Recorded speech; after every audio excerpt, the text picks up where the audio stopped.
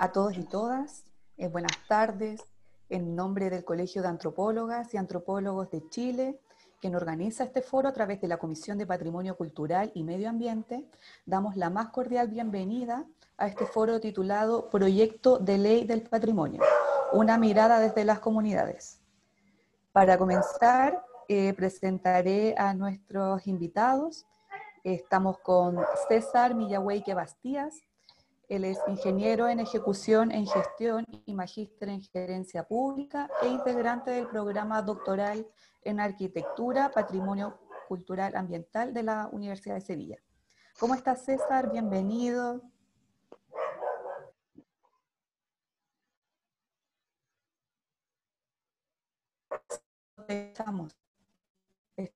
Estás silenciado. Perdón, reitero, digo buenas tardes a todas y a todos. Muchas gracias por invitarme. También contamos con Gabriela García Ramírez. Ella es alfarera de Quinchamalí, cultora quien conserva las tradiciones de su pueblo, poniendo en valor el conocimiento de la alfarería de su comunidad. Bienvenida, Gabriela, ¿cómo estás? Muy bien, gracias a Dios. Gracias por la invitación. Y este espacio está abierto para ustedes. Y también contamos con Carlos Carvajal Ochandía, quien es representante de comunidades en el Comité Asesor del Patrimonio Cultural Inmaterial del Ministerio de las Culturas, las Artes y el Patrimonio e integrante de Bailes Chinos. ¿Estás por ahí, Carlos? Hola, buenas tardes a todas, a todos, y muchas gracias por la invitación. Disculpa, hay un perrito que sale en primer plano. Si alguien puede bajar el volumen del... Acá se escucha en primer plano fuerte. Sí, creo que aquí. Sí. Hija. Se puede silenciar momentáneamente y después activamos los audios a medida que vamos hablando.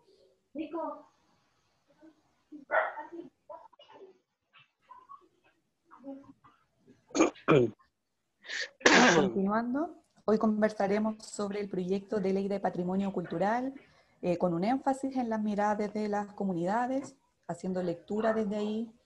Este proyecto fue ingresado al Congreso Nacional de Chile el 17 de junio del año 2019, declarando establecer una nueva institucionalidad y también perfeccionando los mecanismos de protección del patrimonio cultural. Actualmente se encuentra en el primer trámite constitucional. Sin embargo, ha sido bien controversial también el ingreso de este proyecto, ha recibido hartas críticas desde organizaciones sociales, representantes de pueblos originarios y afrodescendientes, trabajadores y trabajadoras del patrimonio, asociaciones gremiales.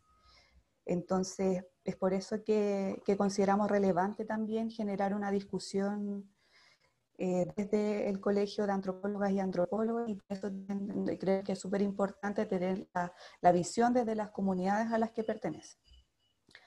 Entonces, invitados también a conversar respecto a la gestión, a la participación, a la toma de decisiones sobre el patrimonio cultural.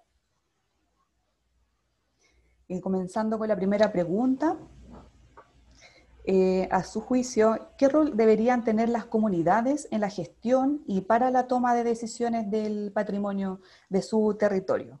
Comenzando con César, si nos puedes comentar un poco desde tu visión, ¿cuál es el rol de las comunidades en la gestión, la participación, la toma de decisiones respecto de su patrimonio? Bueno, mira, antes de precisar la afirmación que voy a hacer, que las comunidades deben ser protagonistas, pero para lograr el protagonismo de las comunidades respecto del patrimonio cultural, antes debemos tener una constitución de la República distinta a la que rige hoy, ¿ya? En cuanto a que garantice que atraviese esta idea a todo el Estado y que garantice los cánones democráticos profundos que necesitamos tener. O sea, después del 18 de octubre, cualquier intervención en el Parlamento de la Nación sin antes tener una nueva constitución, creo que es un manotazo que está dando el sistema respecto de de las leyes de amarre tan similar a las que dejó Pinochet antes de irse del Palacio de la Moneda. ¿Ya? Entonces, esta nueva institucionalidad que se está planteando desde el gobierno cumple el mismo rol, dejar una ley de amarre que permita, en este caso, a las transnacionales seguir haciendo lo que han venido haciendo en estos últimos 40 años, y en ese caso las comunidades pierden el protagonismo y se desdibujan respecto de su propio patrimonio cultural. Y ese es el problema, esa es la afirmación. ¿Cómo logramos el protagonismo de las comunidades si tenemos este tremendo paraguas dictatorial todavía sobre nuestra cabeza, y donde cualquier intento que yo pueda hacer, ¿ya? Va a caer en el mismo sentido neoliberal? Es lo que le pasó a la nueva ley que creó el Ministerio de las Culturas, las Artes y el Patrimonio, ¿ya? Porque esa es una idea que viene arrastrándose desde la época del gobierno de la Unidad Popular, que es el primer gobierno que piensa una institucionalidad cultural, y no alcanzó a crearse porque viene el golpe de Estado, pero estaba en carpeta la creación del Instituto de Cultura de Chile, ¿ya? Y después viene la dictadura militar, y después vienen estos 30 y tantos años agobiantes de transición interminable, ¿ya? Y lo que culmina con esta transición, tratan de hacer esto que llamamos Ministerio de las Culturas, las Artes y el Patrimonio, pero dentro de un envase que se llama neoliberalismo, y que no permite a las comunidades ser autónomas respecto de su patrimonio cultural. Muchas gracias. Y ahora, cediendo la palabra a Gabriela también, si nos pudiese comentar cuál es el rol de las comunidades en la gestión, en la toma de decisiones. Yo creo que es primordial la gestión, o sea, es necesario que las comunidades sean las gestoras de la toma de decisiones, porque somos los conocedores de nuestro territorio. Por lo tanto, no podemos quedar ausentes de cada una de las situaciones que se generan dentro de una comunidad. Hasta ahora, por lo menos, en lo que hemos visto, que, bueno, todas las cosas se han ido dando por nosotros mismos, por parte del Estado. Creo que se articulan, se están articulando las decisiones de hacer cosas positivas para lo que tiene que ver con las comunidades y con las necesidades, pero creo que en el fondo la situación real es que falta la voluntad. Tampoco queremos, como se dice, irnos al choque o decir que no se ha hecho nada, pero quizás lo más necesario todavía no se ha visto realmente algo concreto, porque en un pueblo se van dando cosas que por ejemplo, hoy día pareciera que fuera algo parte de, y no algo que tiene que irse subsanando a través del tiempo. A nosotros nos pasa que nuestro entorno, por ejemplo, está siendo invadido de una manera en la cual hay temor. Entonces, esa es la mirada que tenemos nosotros,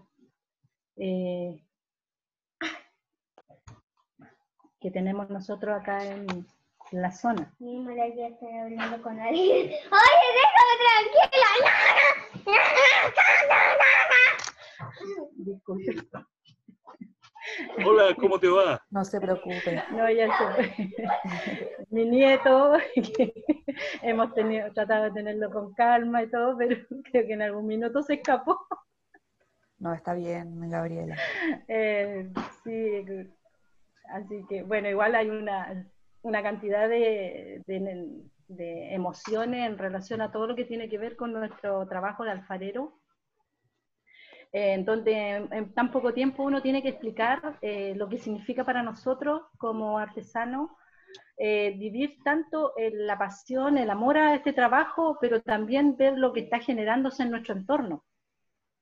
Y lo que tiene que ver también en relación a las personas, a lo que tenemos actualmente y a nuestras futuras generaciones.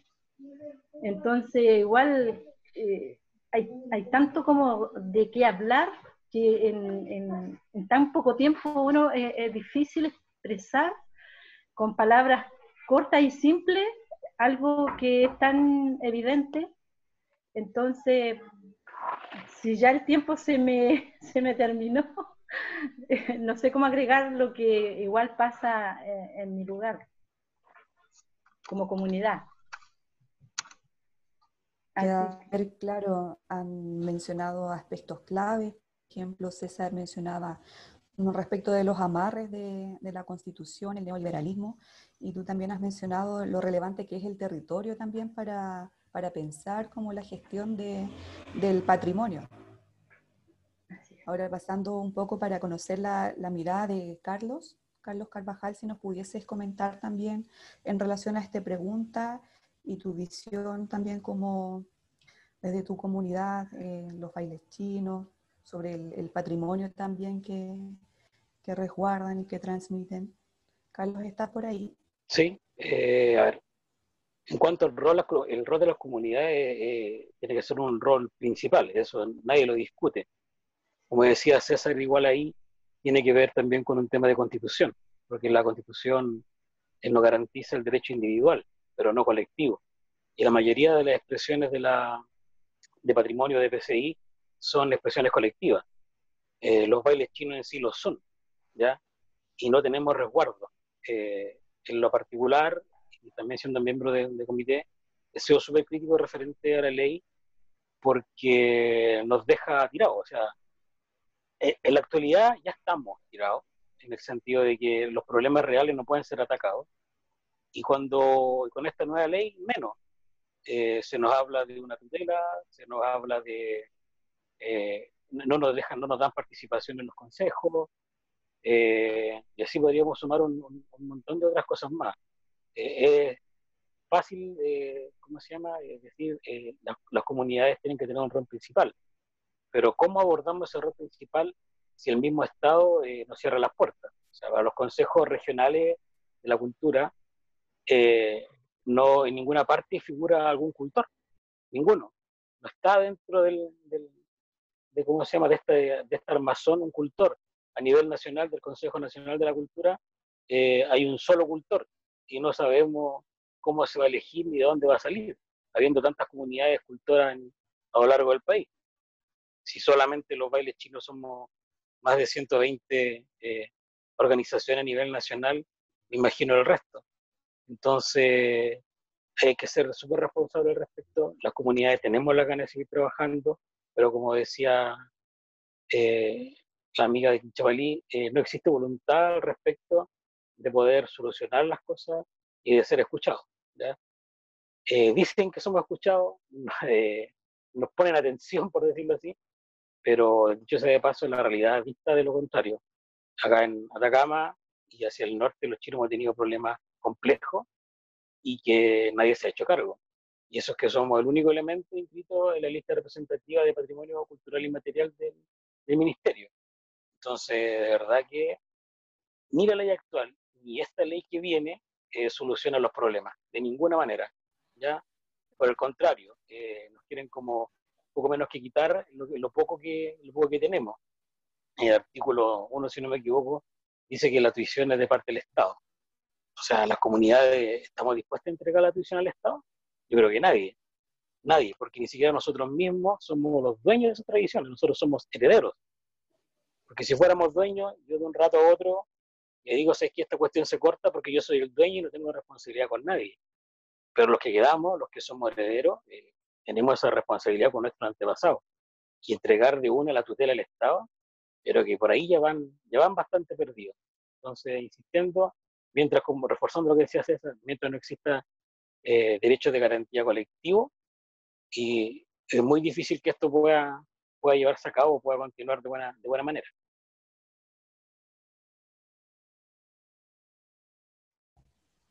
Muchas gracias, Carlos, también por compartirnos tu mirada. Es súper complejo también eso desde la visión respecto de la tutela, como dices tú, son herederos, legatarios también de esta tradición. Y entonces, y también eso de que no ha sido efectiva la participación hasta este momento para pensar también algo tan importante como una ley del patrimonio cultural. Ahora pasando a una segunda pregunta, y también como para ir aterrizando justamente esto que acabamos de mencionar respecto a la participación, se refiere a qué mecanismos debiese contemplar la ley para fomentar la participación de las comunidades en la gestión de su patrimonio. Siguiendo en el mismo orden, voy a consultar primero a César, que nos pudiese compartir su mirada respecto a qué mecanismos podrían contemplarse para fomentar la participación de las comunidades. César. Mira, allí la experiencia de los pueblos es fundamental. Pero lo que yo quiero agregar para dejar más en claro lo que dije en mi primera intervención, es que la historia del patrimonio cultural de Chile, ¿ya? Y esta nueva ley que nos está proponiendo el gobierno, quiere decir que este nuevo instrumento de ley que está en el Parlamento discutiéndose, ¿ya? Es un retroceso en el pensamiento que el propio pueblo de Chile ha generado a partir de 1925, cuando surge el primer instrumento normativo en la República para proteger el patrimonio cultural, y que era de carácter monumental. ¿Ya? Lo hace en un marco de neocolonialismo, ¿ya? En la raigambre colonialista de la época, y después durante todo el desarrollo de la década del 60, en que el país logra madurar un pensamiento más ciudadano, mucho más democrático, se crea esta modificación de ley que da cuenta de la ley 17.288, que es la ley que protege la monumentalidad nacional, ¿ya? Y esa monumentalidad nacional permite desarrollar una visión hacia el patrimonio cultural, ¿ya? Viene la dictadura militar, que es una crisis, es un quiebre tremendo que no vamos a superar en 50 años en cuanto al pensamiento alcanzado, ¿ya? Al pensamiento que quebró y derogó la dictadura militar. El pensamiento de la Unidad Popular es un pensamiento brillante en contra del fascismo de la dictadura militar, ¿ya? Ese oscurantismo que después vivimos en esta postdictadura durante 30 y tantos años muy agotadores, ¿ya? En ese pensamiento, entonces, sigue liderando la ley de monumentos nacionales, ¿ya? Que define claramente qué son los monumentos nacionales de Chile, y parte diciendo una afirmación, dice, son monumentos nacionales, y de ahí se tira con 5 categorías, ¿ya? Con 5 categorías que el Estado considera necesarias de proteger en función de las artes, la cultura y la ciencia, ¿ya? Y la historia. En ese marco, entonces, está todavía vigente la ley 17.288 de monumentos nacionales. A pesar de lo enquilosada, lo complejo que es la definición, el artículo primero de esa ley, sigue siendo superior al proyecto de ley que nos acaba de presentar Sebastián Piñera en el Parlamento de la Nación. ¿ya? Si te estoy planteando que la ley 17.288 requiere cambio, requiere modificarse, requiere profundizarse, ¿ya? Lo que nos acaba de presentar el gobierno es peor que todo lo del año 70 y lo de 1925. Es decir, es un retorno a 1924, ¿ya? Por los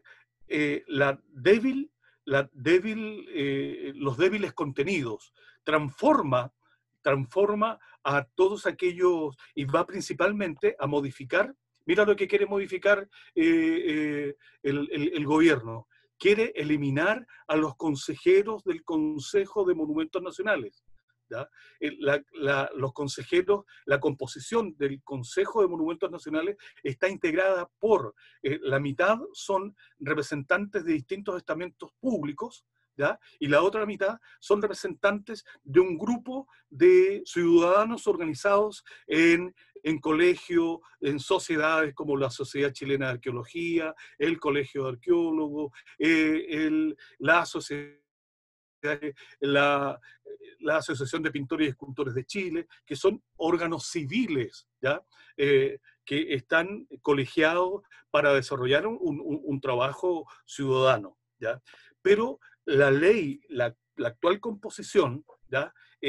Quiere precisamente ir sobre ese andamiaje y hace desaparecer todo lo representante a la sociedad civil o la ciudadanía en su conjunto, ¿ya? Elimina a esos componentes para reemplazarlos, y aquí, ojo con la palabra, para reemplazarlos por expertos, entre comillas y subrayado, ¿ya? Expertos alejados de la realidad social, expertos que no pertenecen, que nadie los ha elegido y no representan salvo sus propios conocimientos y sus propios intereses.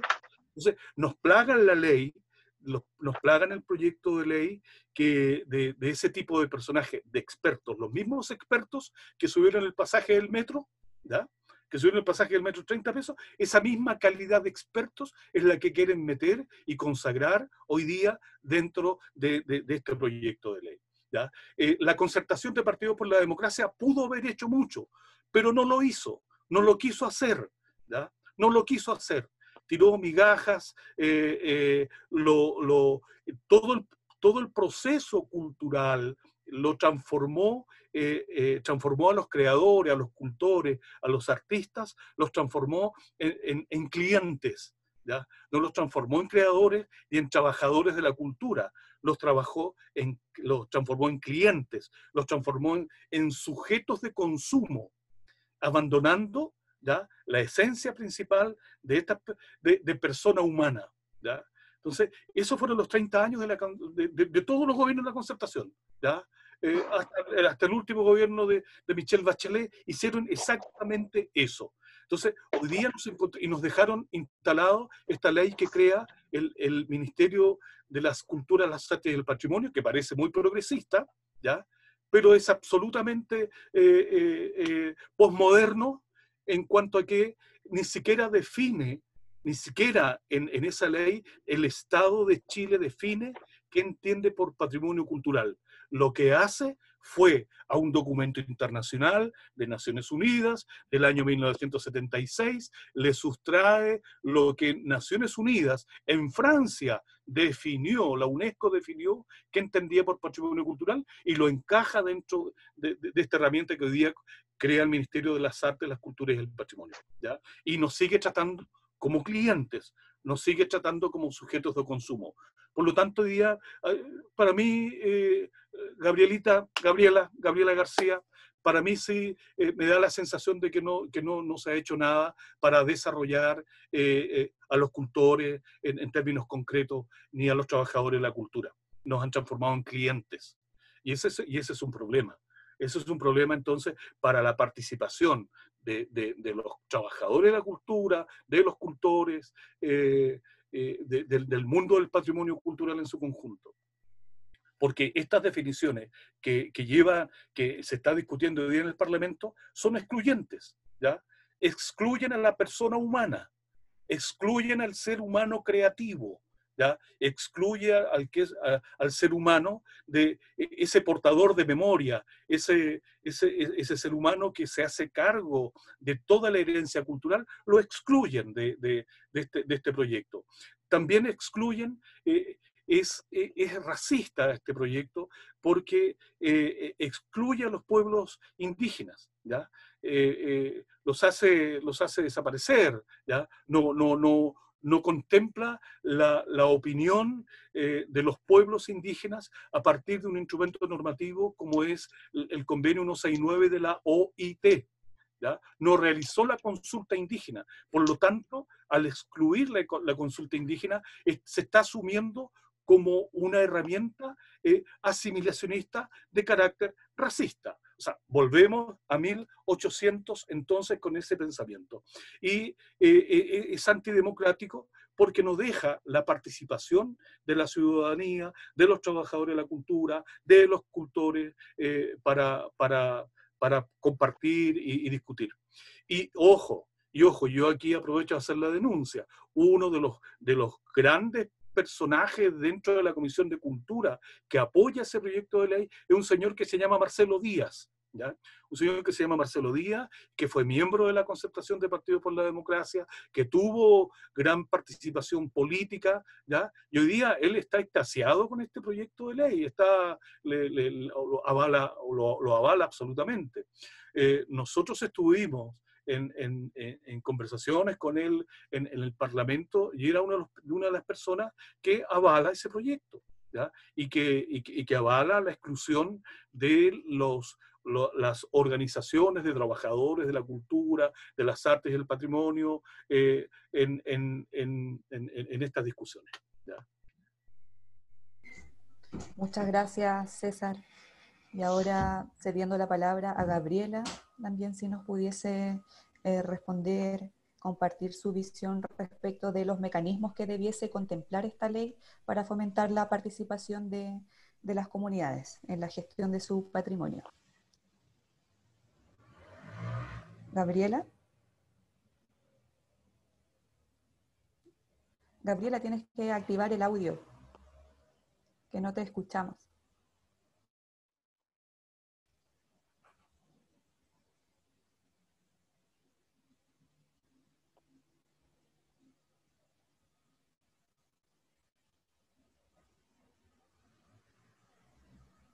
Yo ahora sí. Ahí sí.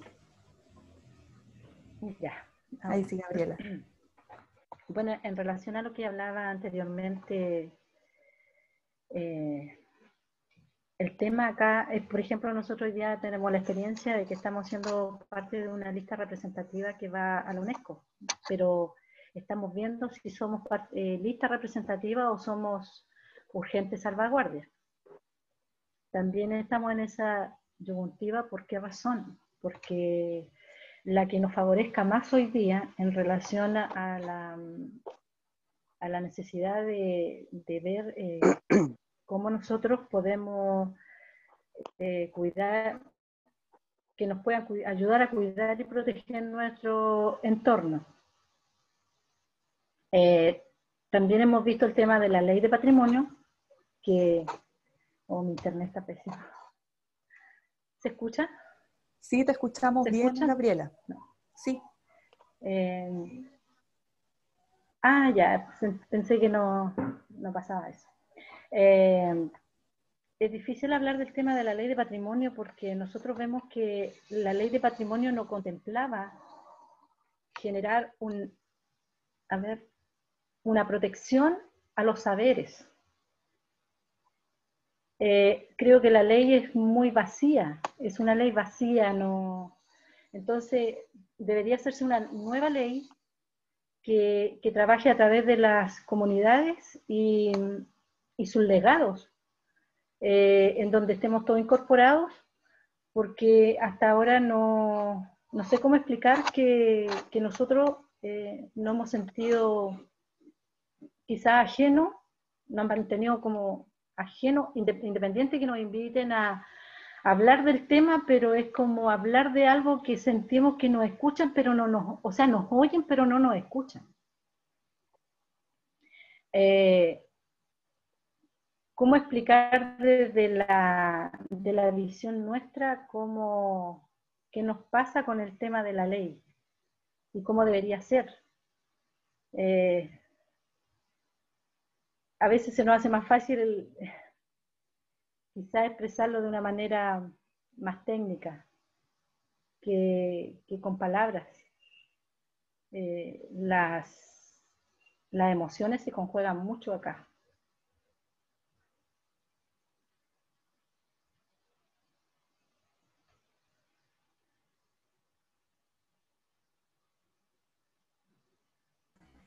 Está bien, Gabriela.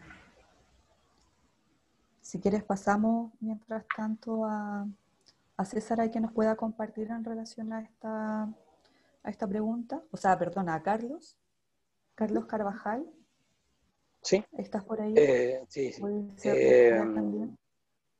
Mira, referente al tema, claro, los métodos son que participación ciudadana, participación de cultores, pero la verdad las cosas que no existe tal participación y es muy difícil poder tenerla.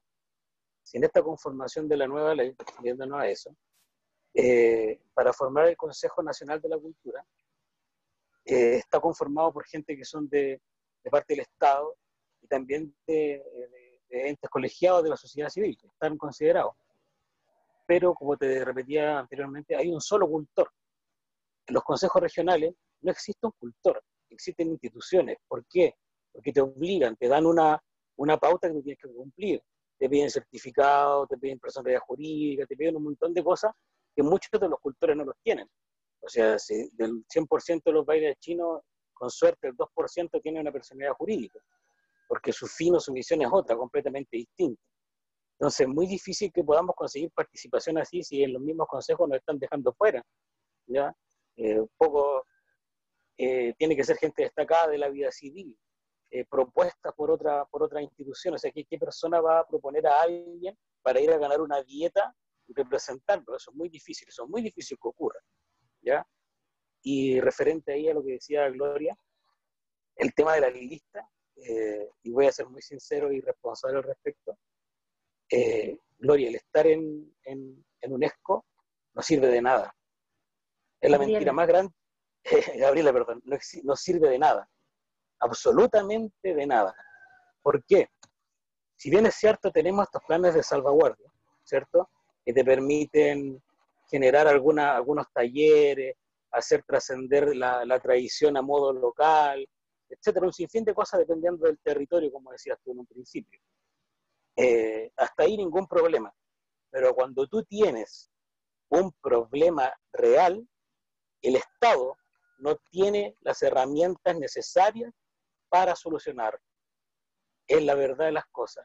Ellos pueden, imagina, estamos discutiendo el tema de la ley, se habla que patrimonio tiene ley, y resulta que el 2009, con el decreto 11, ahí ya hay un reconocimiento de la ley. Ahí ya se está hablando de patrimonio inmaterial, y resulta que a esta altura no la pescan, es como que si no existiera, ¿ya?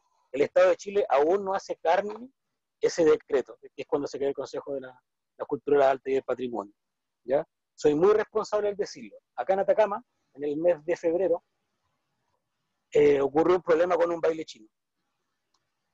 Hicimos, y en lo particular hice, las gestiones necesarias para poder realizar, ¿cómo se llama? Que este baile que tenía problemas los pudiera solucionar.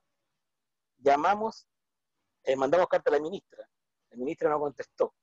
Hinchamos tanto las pelotas, disculpando la expresión, que al final el subsecretario tomó el toro, habló con la gente de patrimonio, con Rodrigo Aravena específicamente, y vinieron a Copiapó a intentar solucionar el problema.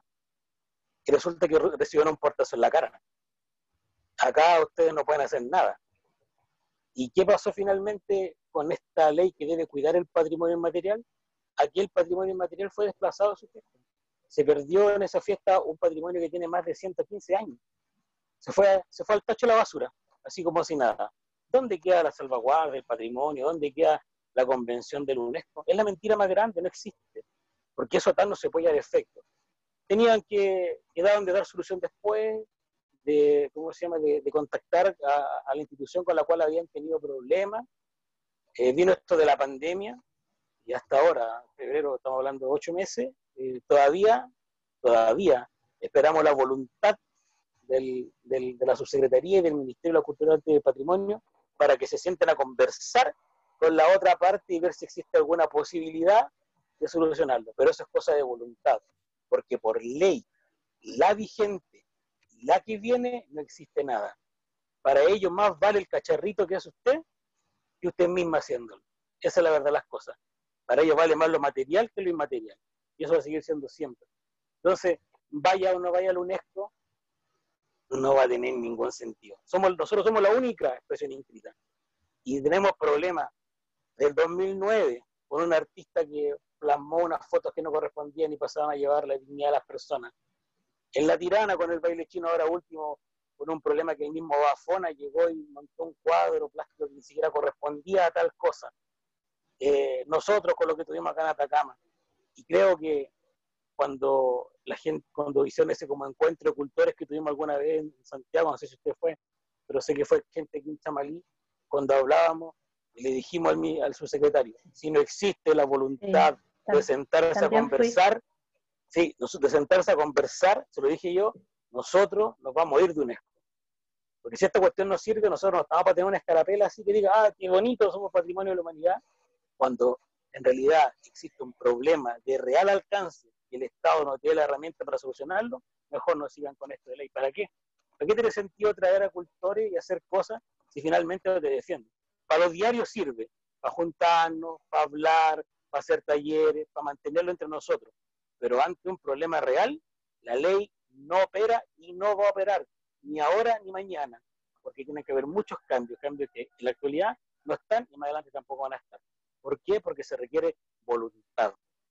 Eso es lo que se requiere. Eso. Siempre he hablado de la misma palabra, la voluntad. Y esa no la hemos visto ni en el pasado, ni en el presente, y ya se está viendo que el futuro es incierto. Muy incierto. Entonces, es muy incierto, porque si no lo estamos viendo, no lo vimos en el pasado, esperábamos verlo en el futuro. Nosotros somos una comunidad muy pequeña de artesanos. Y no está viéndose la voluntad real de rescatar esto y de transmitirlo, porque la transmisión la hacemos nosotros. La entrega de nosotros entregamos no solo una transmisión de un saber, sino que tenemos una identidad que también la podemos traspasar, pero estamos viendo que todo eso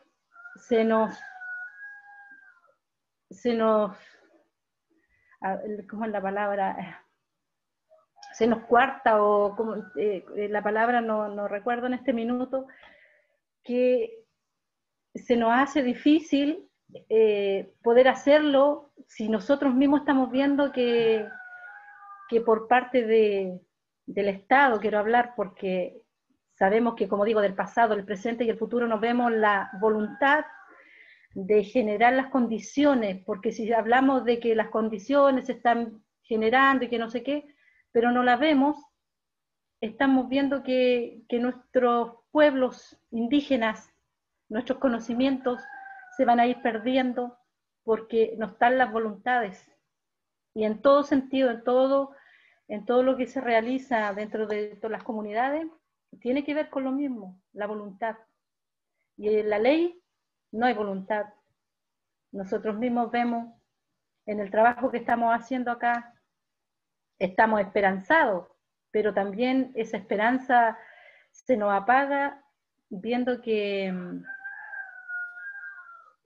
a veces escuchando desde la parte que tiene la experiencia, Hamilton, he escuchado de Hamilton, que también son salvaguarda urgente, pero para cuidar algo material.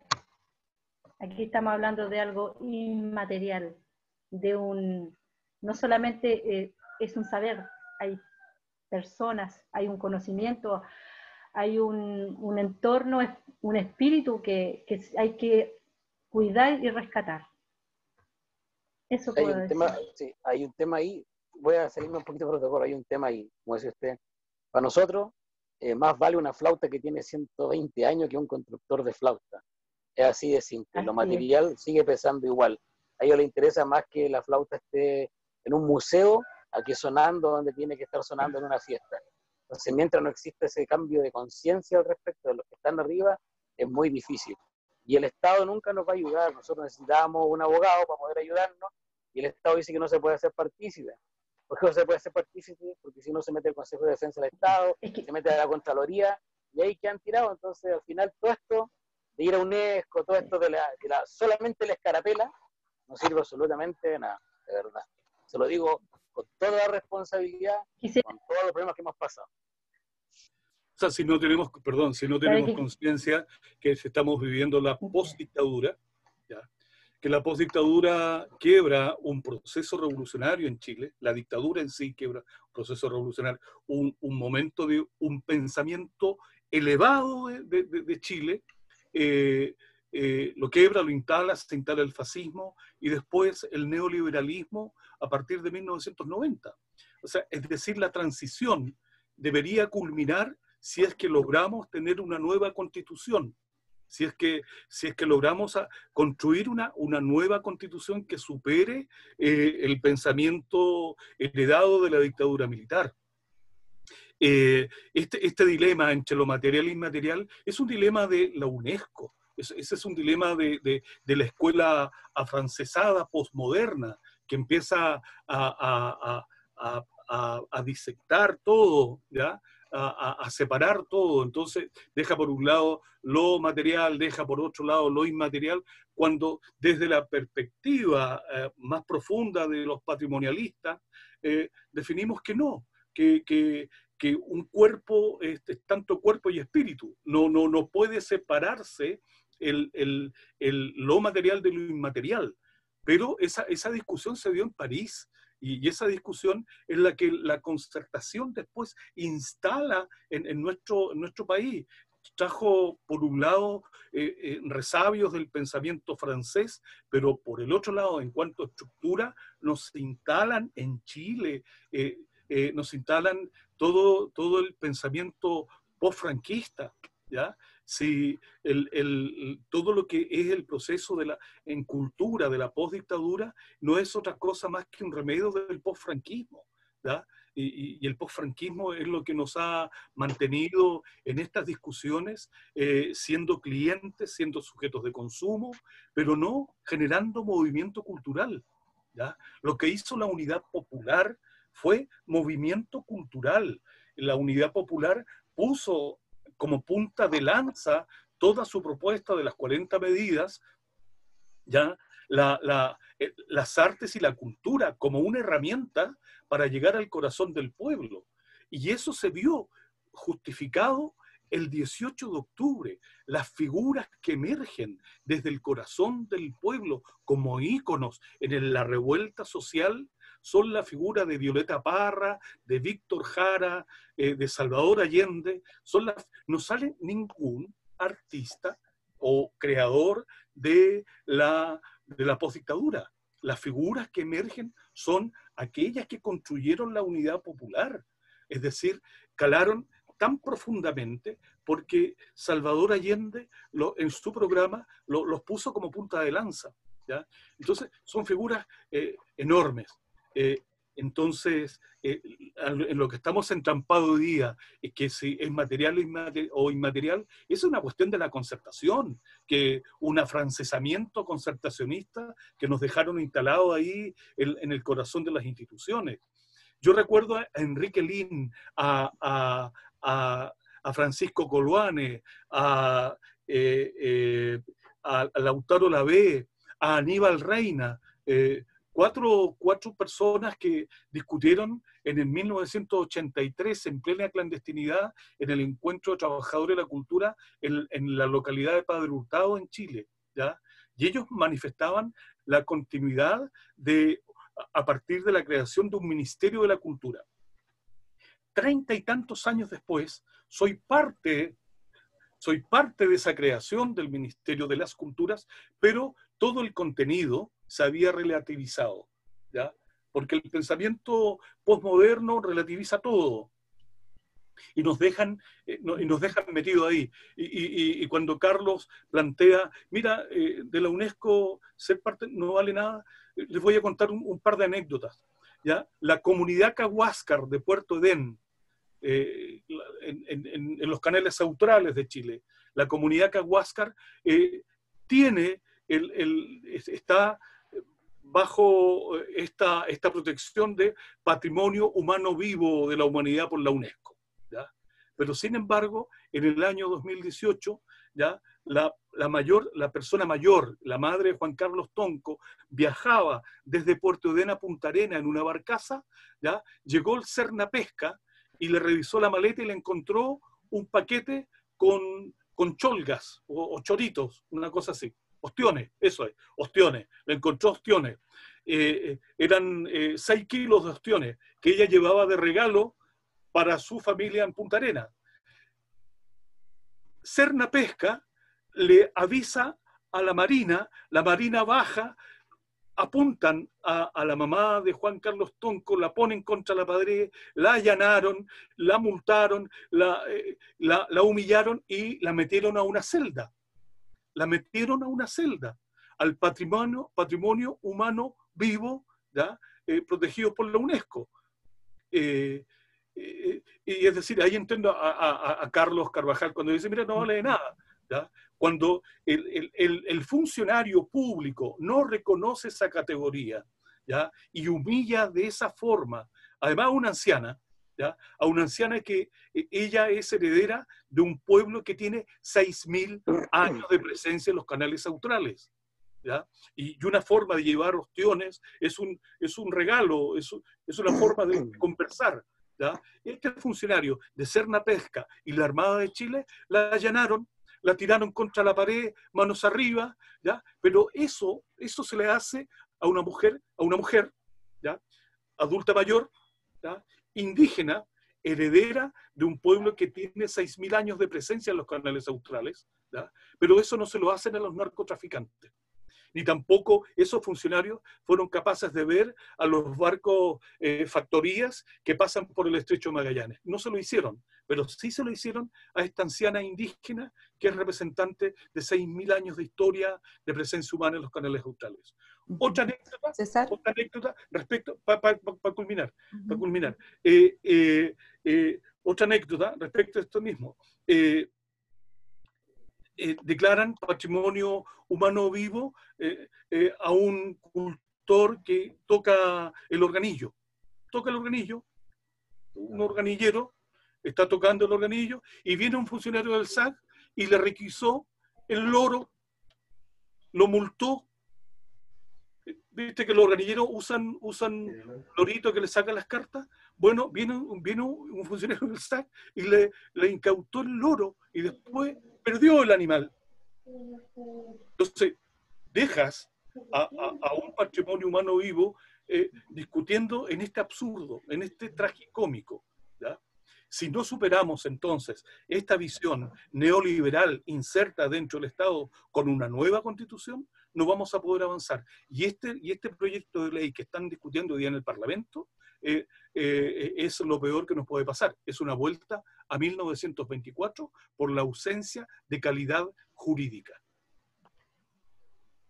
César, ahora para ir cerrando esta ronda de preguntas y en sintonía también con lo que has mencionado en respecto a las transformaciones también que estamos viviendo en este tiempo, le voy a pedir también a los expositores que si pudiesen responder también lo más breve posible para dar paso también a responder a las preguntas de las y los asistentes. Entonces, puntualmente preguntarte cuál es el rol que le asignan al patrimonio cultural en tanto las transformaciones estructurales que se están presentando en el país. Si pueden responder lo más breve posible para luego pasar a las preguntas del público. Comenzando por ti, César, luego Gabriela y finalmente Carlos. Mira, el Frente del Patrimonio, que es un frente organizado por personas asociadas en todo el país, ¿ya? Con distintas organizaciones de memoria, de cultores, de vecinos por el patrimonio cultural, de las zonas típicas de Chile, ¿ya? Ellos han redactado varios instrumentos, varias cartas públicas, en la cual definitivamente se oponen a esta forma, a esta ley, hasta que no exista una nueva constitución y donde realmente no se garantice, donde exista un escenario que pueda garantizar la participación de la ciudadanía en su conjunto. Porque el gobierno está diciendo que hizo una serie de mesas, pero son puros expertos, ¿ya? Son expertos de la Católica, de la Universidad Católica, ¿ya? Y de las universidades más cuicas de Chile, y de apellidos rancios, que son los expertos representantes del colonialismo chileno, nada más. Eso es todo. Y que mientras eso no se supere,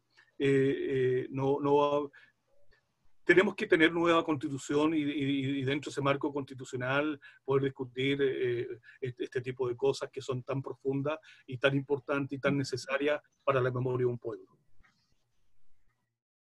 Muchas gracias. Gabriela, ¿estás por ahí?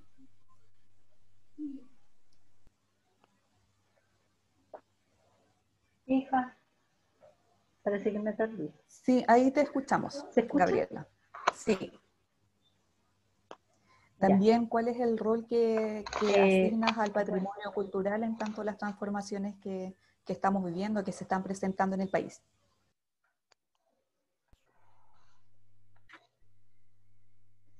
Sí.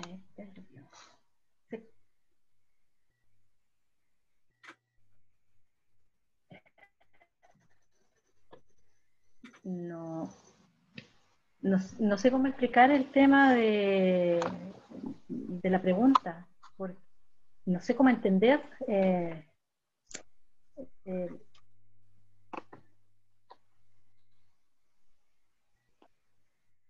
Me pasa que no.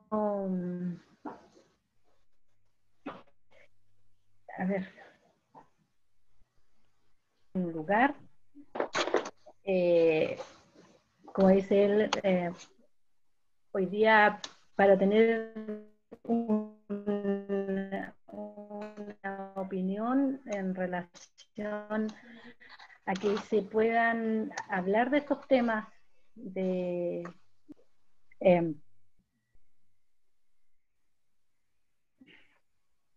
verdad no estoy bloqueada. No. Está bien, pero entendí la idea también de como un tema o el debate también político respecto a la situación del patrimonio Pero cultural, Gabriela, que justamente lo que está dando Gabriela dijo, ya lo dijo delante, ¿ya? En que no se sentían tomados en cuenta, ¿ya?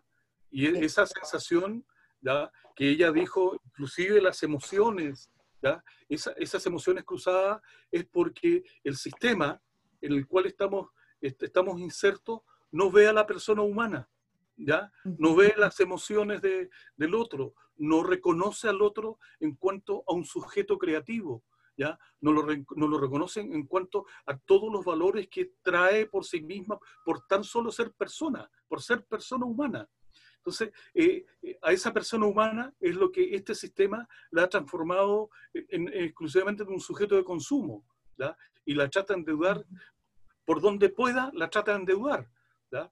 Y aparecen estas cosas ridículas que yo conté un rato atrás, en que un patrimonio humano vivo se ve allanado, en que el otro también se ve y le pierden su herramienta de trabajo. Entonces, estos rótulos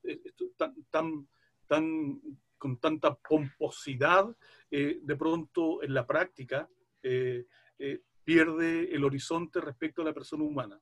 Inclusive... Claro, no hay una comprensión más profunda de inclusive, de los cultores.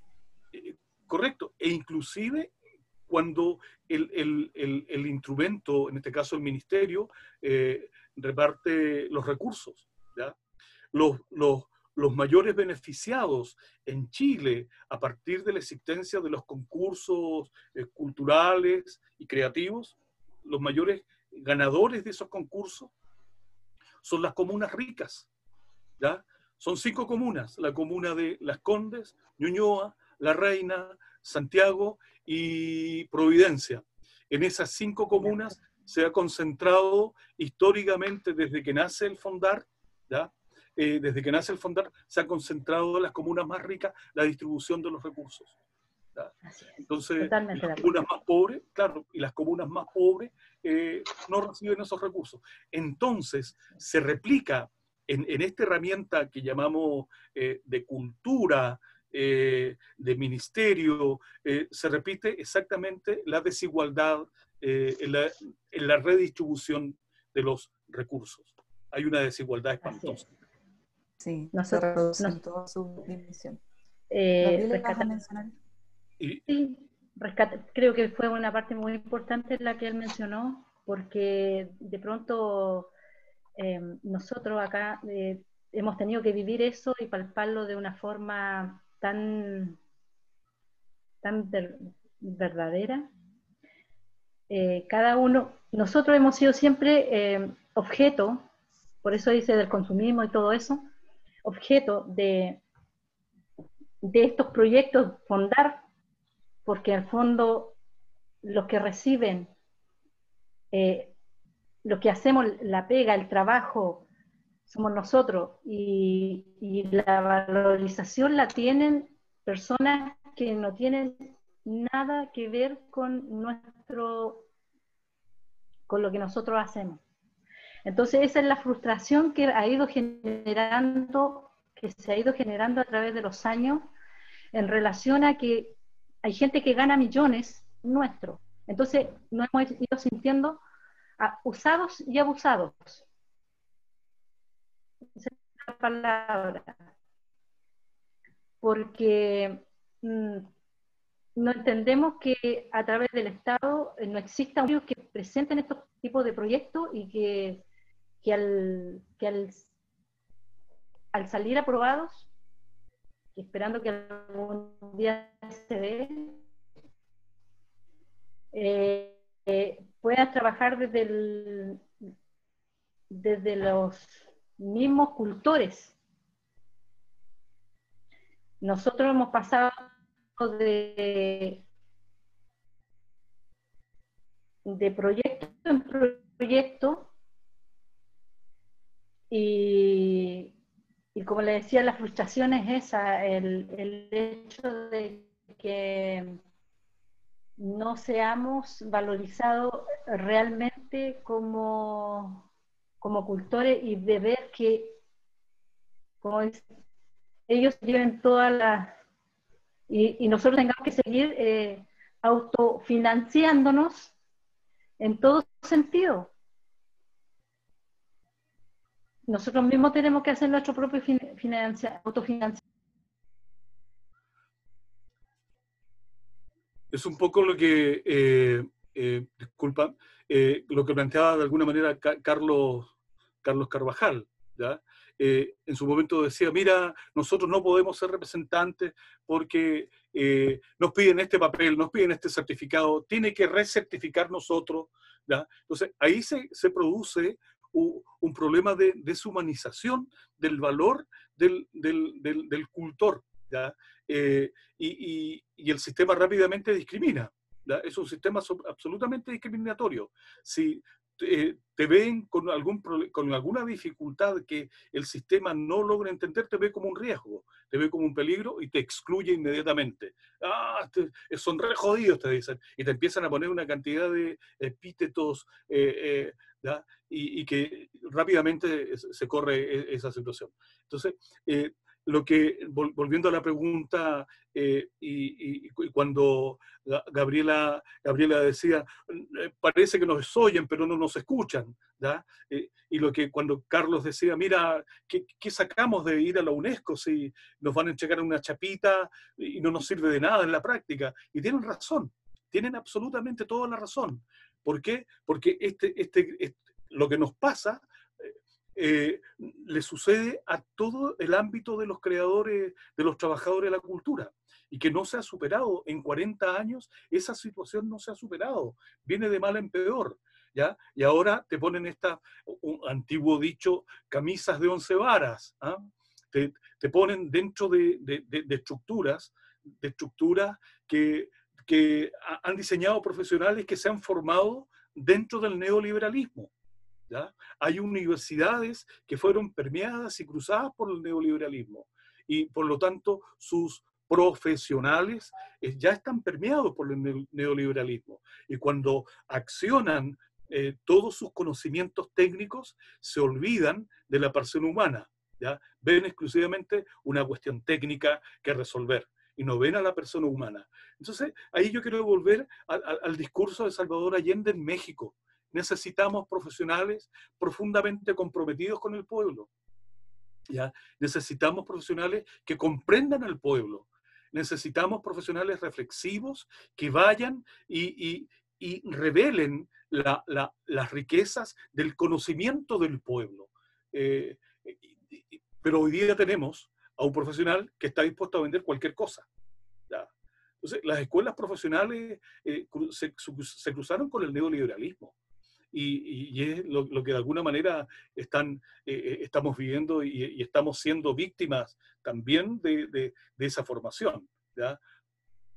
¿Cuánto de neoliberal estoy yo? Estamos todos sometidos, ¿ya? Para la realización de cualquier proyecto, nos someten a esta manga, ¿ya? Que es como la feria de los animales, ¿ya? Nos meten por esa manga y vamos recibiendo marcas a fuego, ¿ya? Si tú eres capaz de soportar una marca, 2 marcas, 3 marcas, y llegas al final, eres acreedor de un volumen de dinero para hacer no sé qué cosa, ¿ya? Entonces, eso es un alto riesgo y eso es lo que hay que superar. Volver, entonces, a revelar el conocimiento del pueblo, porque allí, entonces, nos vamos a encontrar con nuestra identidad y con toda aquella herencia cultural que con tanto esfuerzo, ¿ya? Crearon nuestros antepasados. Uh-huh. Gracias, César y Gabriela. Ahora cediendo la palabra a Carlos, también si quisiera agregar algo en relación a esta pregunta. Carlos Carvajal, sobre el rol que le asigna al patrimonio en tanto las transformaciones que se están presentando en el país. El rol, yo creo que es lo que está pasando en el momento, lo que menos importa es el patrimonio, partiendo por ahí. Entonces, no sé hasta qué punto ponerlo en un rol. Yo creo que la conversación ha quedado bastante clara de que lo que menos acá importa es el patrimonio.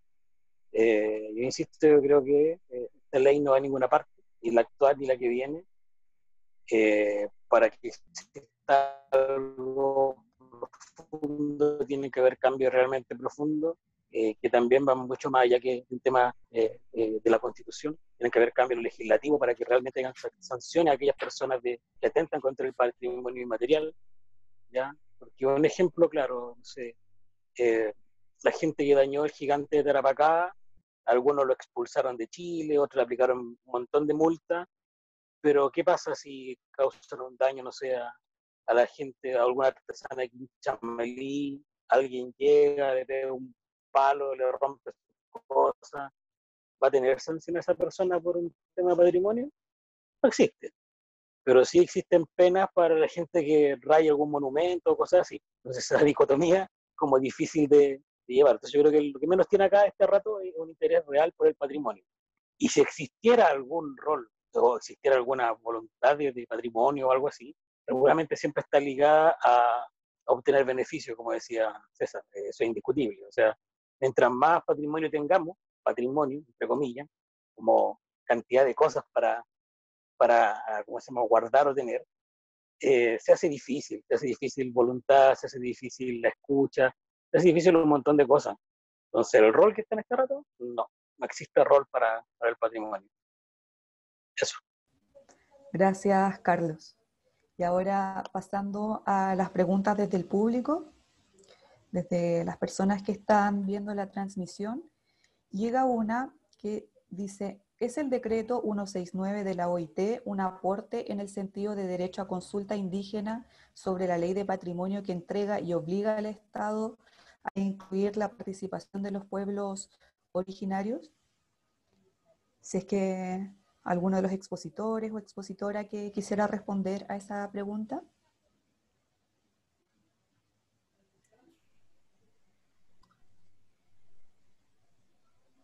¿Yo puedo responder? Sí, adelante, Bueno, César. mira, primero lo que hay que entender es que el convenio 169 de la OIT es un convenio internacional que Chile lo firma en el marco de Naciones Unidas y luego, 18 años después, es ratificado en el Congreso de la Nación. ¿Ya? Se ratifica y es ley de la República.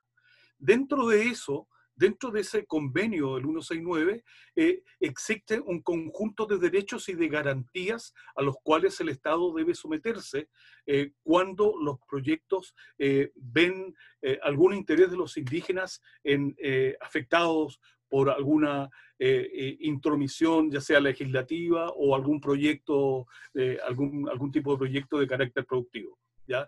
En este caso, la legislación va a afectar indudablemente la visión que podamos tener respecto del patrimonio cultural de los pueblos indígenas. ¿Ya? Sí, y el documento 169 es claro sobre aquello y crea una serie de formas que cumplen el estándar internacional para realizar tal o cual consulta. No es una pregunta que voy como periodista y le pregunto a alguien, no. Acá se cumple, hay un pacto en el cual se cumplen una cantidad de formas de cuáles son la figura más adecuada para hacer la consulta. No es una encuesta, ¿ya? No es una consulta ciudadana, esta es una consulta indígena y que está arreglada y está súper vigilada por, en este caso, los organismos de derechos humanos, por la propia OIT, que es un organismo de Naciones Unidas a nivel internacional, ¿ya? Y los entes correspondientes civiles y del Estado. Entonces, no realizar, omitir esas garantías respecto de esta ley que se está discutiendo en el Parlamento y que va a afectar al patrimonio cultural de los indígenas de Chile, ¿ya? Es estar faltando a un acuerdo internacional. Por lo tanto, va a dar garantías también para los indígenas para quejarse ante Naciones Unidas, porque Chile no está cumpliendo una ley que ya la ratificó y que la transformó en ley de la República. Gracias, César. Otra consulta que nos llega es, ¿acaso hay algún documento oficial para conocer el proyecto que ahora está en el Congreso?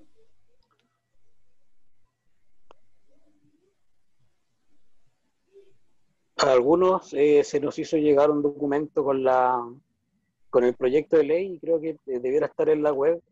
Si uno busca proyecto de ley de patrimonio, debiera aparecer sin mayor búsqueda. Sí, en la página de la Biblioteca del Congreso Nacional también está Sí, ahí también disponible y se ve el estado en el que está.